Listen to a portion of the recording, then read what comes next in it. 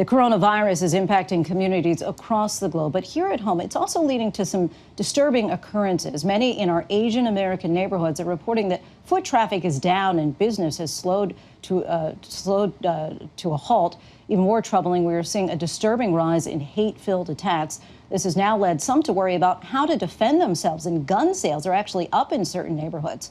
Our Kira Phillips has this report. It's disturbing and disheartening. If you are from China, I'm surprised they even let you over here.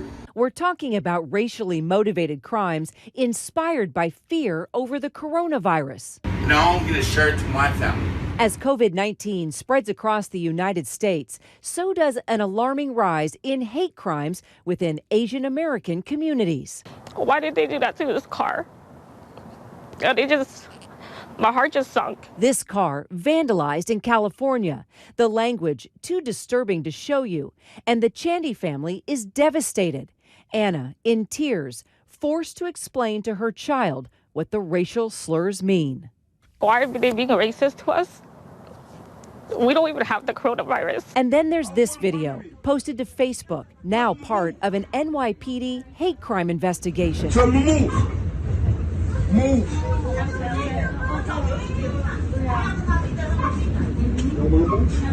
The video, horrifying.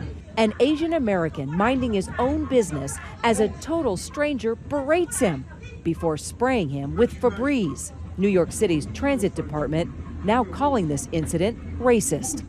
The CDC also weighing in now, saying that being of Asian descent does not increase the chance of getting or spreading COVID-19. So I'm breathing this and I'm breathing everything that they bring to our country, you feel me? And that's a pandemic. But many Asian Americans are increasingly reporting that they're being singled out. If you're from China, I need to know. In videos filled with misinformation being shared on social media, on the street, and in schools. Dylan Mariano's family says their son was discriminated against by a teacher who claims he mistook coughing as a sign that the 13-year-old had COVID-19. Dylan says he was coughing because he was choking on water. This was the first time that I've ever felt I was being treated differently for being Asian. Dylan and his family saying other non-Asian students in his class don't face the same type of treatment. The school district not responding to our requests for comment. He actually said to me, he goes, all the other students who are coughing, they don't get sent out, but they're not Asian. Mixed messaging not helpful as certain politicians, like House Minority Leader Kevin McCarthy, one of several House conservatives, calling COVID-19 a Chinese or Wuhan coronavirus.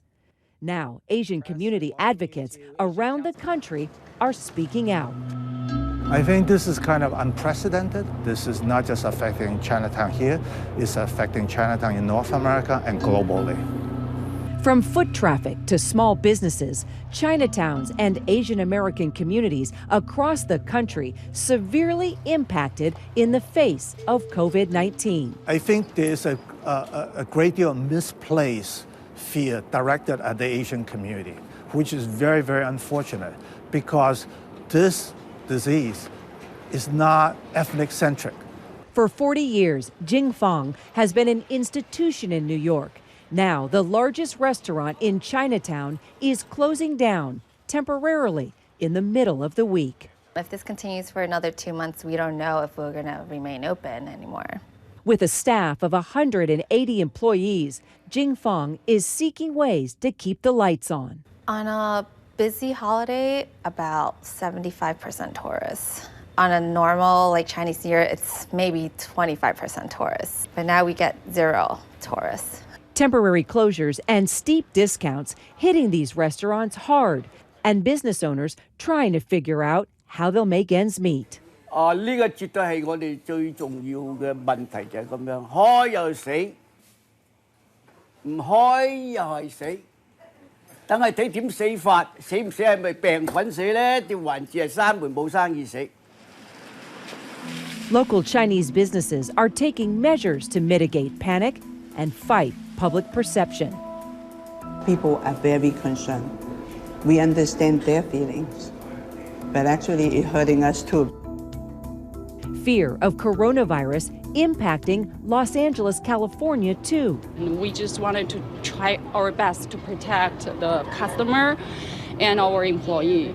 The increased racial tension has also led to a rise in gun sales in parts of the country.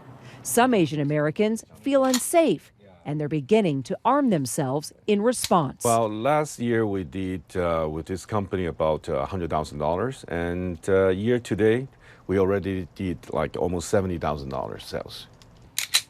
Arcadia firearm and safety owner David Liu says business is booming. This is like a sales for my purchase for last 4 months of 2019, and this is how much we have. Just this little binder, and this is what we have for this year. All this here. And as people in times of crisis have turned to buying guns before, some Asian Americans are doubling down, fearing not only a spreading virus, but also a rise in racism that's forcing them to take drastic measures. Why did you decide to buy a gun right now? For self-defense. And Kira Phillips joins us now live from Washington's D.C.'s Chinatown. We saw the powerful and sadly hateful impact this virus is having on some people. How is it impacting businesses and people's general state of mind in that particular neighborhood? Well, Lindsay, I'll tell you, here in Chinatown, in Washington, D.C., it's definitely not what I am used to as I've come through here throughout the years. Foot traffic definitely low. Even the Friendship Archway, the Chinese Friendship Archway behind me, not lit up like it usually is. I had a chance to talk with workers within the hotels here, the restaurants, all telling me that business is down. And I went into a little local Chinese gift shop, and I asked how business was there as well, and she said it hasn't been as good as normal. So I bought a hanging fortune from her, this one representing, thought it was pretty apropos, good health.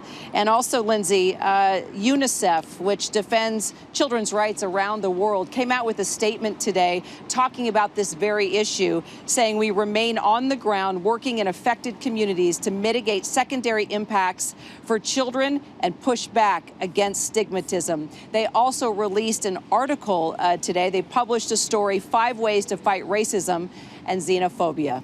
Lindsay? All right, that good health trinket, I think we all need that right about now. Kira Phillips, thanks so much for your reporting tonight. Hi, everyone. George Stephanopoulos here. Thanks for checking out the ABC News YouTube channel. If you'd like to get more videos, show highlights, and watch live event coverage, click on the right over here to subscribe to our channel. And don't forget to download the ABC News app for breaking news alerts. Thanks for watching.